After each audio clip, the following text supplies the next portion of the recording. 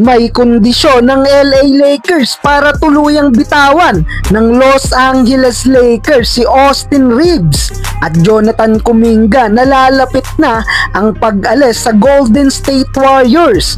May mensahe si Stephen Curry.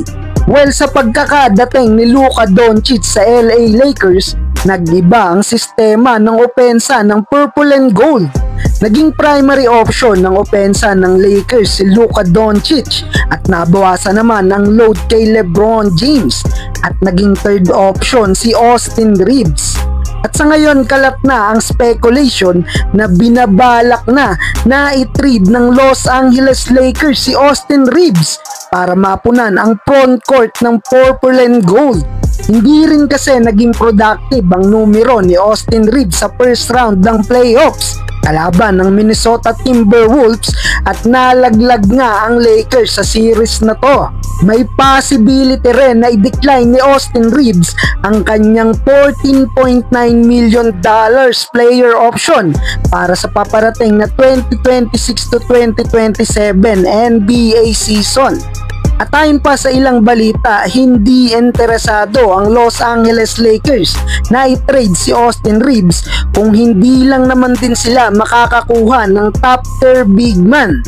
Dahil kinakailangan din ng Purple and Gold ng center na tutulong sa playmaking ability ni Luka Doncic. At puntahan naman natin si Jonathan Kuminga.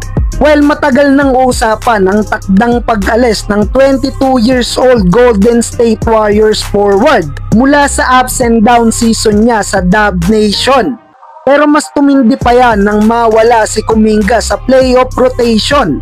Ang isa sa tinuturong dahilan hindi nagiging fit si Kuminga kapag kasabay si Jimmy Butler.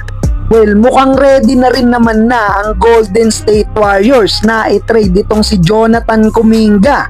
Pero hindi hahayaan ng Dub Nation na mapunta si Kuminga sa ibang kupunan kung walang kapalit. Ang isa sa tinitignang senaryo ngayon ng Warriors via sign and trade.